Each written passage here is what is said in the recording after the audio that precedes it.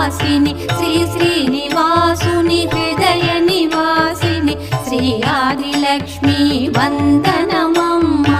జయ జయ శ్రీ హరి హృదయ నివాసిని సురనర మునీంద్ర వందిత జనని పంకజవాసిని మంజుల భాషిని శ్రీ మహాలక్ష్మి నమోస్తుతే.